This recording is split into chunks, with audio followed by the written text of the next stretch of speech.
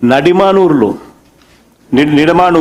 విజయవాడలో నిడమానూరులో 140 కిలోల గంజాయి పట్టుబడితే విచారణ ఆధారంగా కేరళకు చెందిన గంజాయి డాన్ సోహేల్ను విశాఖలో అరెస్ట్ చేసి విజయవాడకు తీసుకొస్తే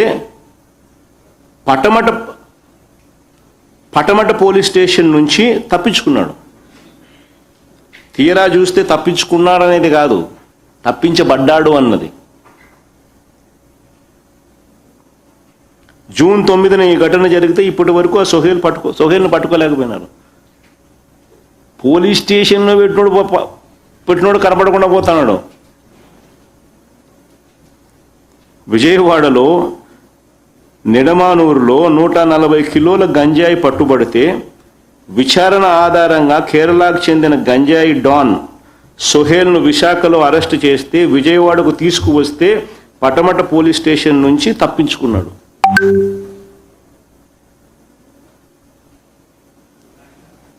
పోలీస్ స్టేషన్ నుంచి తప్పించుకున్నాడా తప్పించబడ్డాడా? జూన్ 9న ఈ ఘటన జరిగితే ఇప్పటి వరకు సోహేల్ను పట్టుకోలేకపోయారు. ముఖ్యమంత్రి సొంత నియోజకవర్గం కుప్పంలో గంజాయి గుట్కా విక్రయాలు విచ్చలవిడిగా సాగుతున్నాయని స్వయంగా స్థానిక టీడీపీ నాయకులే కలెక్టర్కు ఫిర్యాదు చేశారు. విచ్చలవిడిగా జరుగుతూ ఉన్నాయని స్థానిక టీడీపీ నాయకులే కలెక్టర్కు ఫిర్యాదు చేశారు. ముఖ్యమంత్రి సొంత జిల్లా చిత్తూరులో ఇద్దరు మహిళా టీడీపీ నేతలు గంజాయి విక్రయిస్తున్నారని అదే పార్టీకి చెందిన వారు కలెక్టర్కు ఫిర్యాదు చేసినారు.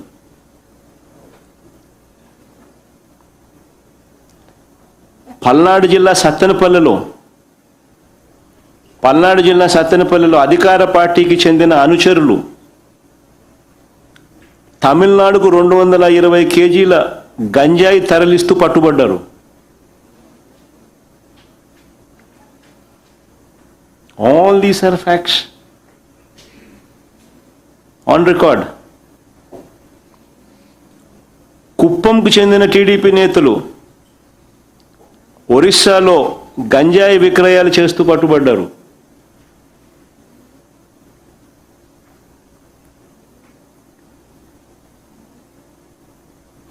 నిజంగా నేను అడుగుతా ఉన్నా, ఈరోజు చంద్రబాబు గారి పాలనలో సర్వం దోపిడీమయం, సర్వం గంజాయిమయం, డ్రగ్స్మయం, నకిలీ నిక్కర్మయం కాదా అని అడుగుతా ఉన్నా. అదే మా హయాంలో నిజంగా ఉక్కుపానం ఎలా మోపినామని చెప్పడానికి నిదర్శనాలు. ప్రత్యేకంగా ఎస్సీబీని పెట్టినాం, స్పెషల్ ఎన్ఫోర్స్మెంట్ బ్యూరో. ప్రత్యేకంగా గంజాయి డ్రగ్స్పై ఉక్కుపాదం మోపాం. ఆ ఫోటోలు కూడా చూపించాం. 11,550 ఎకరాలలో గంజాయి పంటను ధ్వంసం చేసినాం. 11,550 ఎకరాలలో గంజాయి పంటను ధ్వంసం చేసినాం. 4.5 కోట్ల గంజాయి మొక్కలను తొలగించినాం. 13,210 మందిని అరెస్ట్ చేసినాం. 2,950 వాహనాలను జప్తు చేశాం.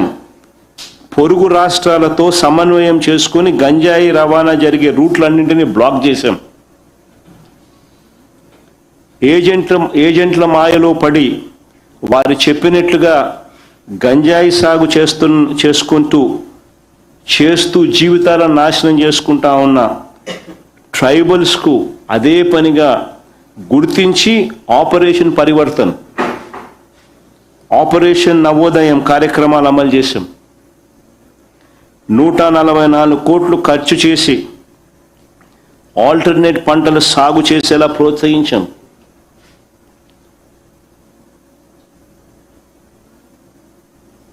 ఇవన్నీ దాదాపుగా పోడి భూములు 3 లక్షల చిల్లర ఎకరాలు పోడి భూములు గిరిజనులు పంచిపెట్టాం ట్రైబల్స్కు. ఇవన్నీ మార్పులు తీసుకొస్తూ మేము చేసిన కార్యక్రమాలు. ఈరోజు టోటల్ రివర్స్. పోలీసుల చేతనే వ్యాపారంలోకి భాగస్వాములను చేసి మాఫియా సామ్రాజ్యం అధికార పక్ష నాయకులు, పోలీసులు అందరూ కలిసికట్టుగా ఒకటే చేస్తా ఉన్న మాఫియా సామ్రాజ్యం.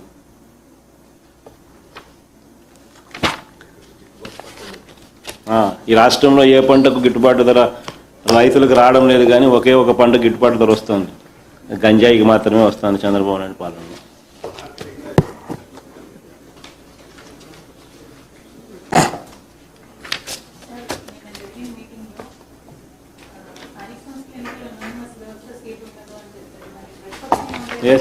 ఎస్ఐలు ఫోటోలు, వీళ్ళు సివిల్ డ్రెస్సులు అంటే రేడ్, ఎస్పీ ఏమంటాడు, రేడుకు పోతున్నారు ముందస్తు సమాచారంతో సివిల్ డ్రెస్సులు.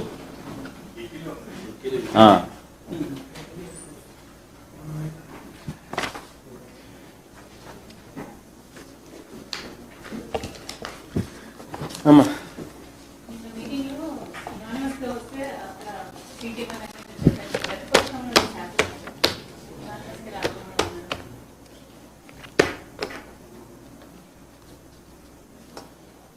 ఇట్లాంటి పోలీస్ వ్యవస్థలు ఉన్నప్పుడు ఫ్రీ అండ్ ఫెయిర్ అనేది ఏ లెవెల్లో జరుగుతుంది అనేది క్వశ్చన్ మార్క్ ఏమా.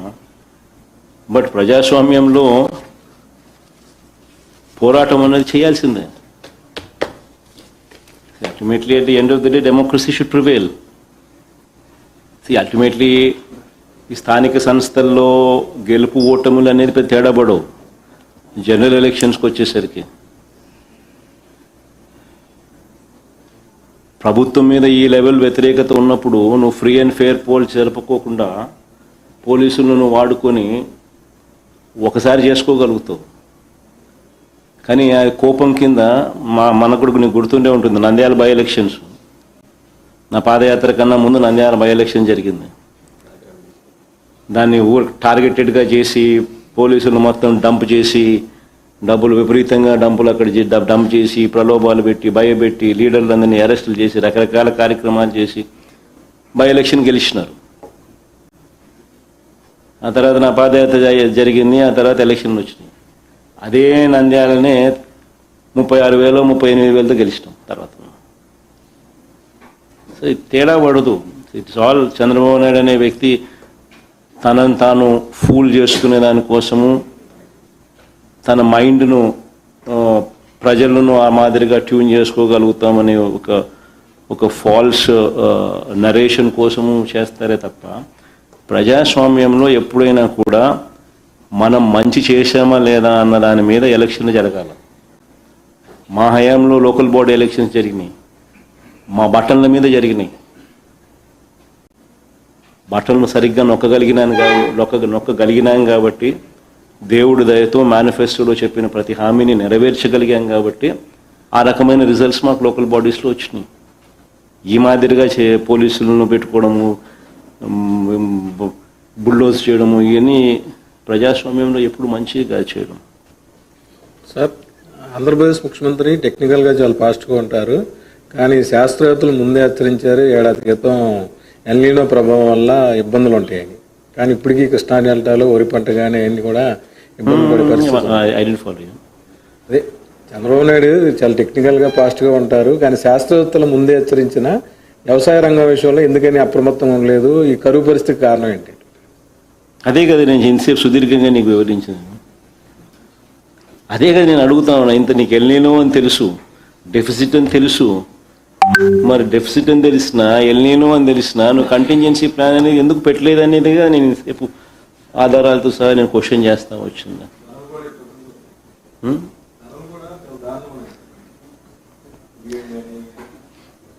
అట్లనే ఉన్నాయి సార్.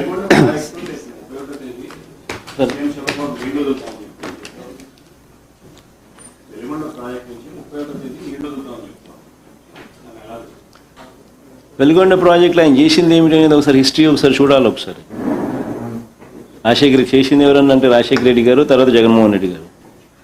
చంద్రబాబు నాయుడు ఏం చేసినాడు అనేది చంద్రబాబు నాయుడు ఆయనంతకు ఆయన క్వశ్చన్ చేసుకోవాలి. ఎవరెవరి హయాంలో టన్నల్ ఎంతెంత పూర్తయింది, ఎవరెవరి హయాంలో ఏ పర్సంటేజ్ ఆఫ్ టన్నల్ పూర్తయింది అని చెప్పి. చంద్రబాబు నాయుడు అనే వ్యక్తి క్రెడిట్ చోరీ తప్ప ఏదంటారు చూసినామో, క్రెడిట్ వితౌట్ కాంట్రిబ్యూషన్ అంటే చంద్రబాబు నాయుడు దగ్గర నుంచి నేర్చుకోవాలి. సార్ ఈ మధ్యకాలంలో కొన్ని సర్వేలు వచ్చాయి. ఆ సర్వేల్లో వచ్చే ఎన్నికల్లో వైఎస్ఆర్ కాంగ్రెస్ పార్టీ అధికారంలోకి రాబోతుందనే రిపోర్ట్లు వస్తూ ఉన్నాయి. జగన్మోహన్ రెడ్డి గారిని మళ్ళీ ముఖ్యమంత్రిగా చూడాలని కూడా ఆ సర్వేల్లో జనం కోరుకుంటున్నారని తెలిసింది. మీరు ఏమనుకుంటున్నారు సార్? ఈ చంద్రబాబు నాయుడు గారి పాలన ఈ మాదిరిగా ఉంటే నిజంగా ఎవరైనా కానీ ఏ ఇంట్లో ఓట్లు పడతాయి రమేష్? ఎవరు ఓట్లు వేస్తారు? ఆ ఇంట్లో ఓట్లు పడతాయి చెప్పు.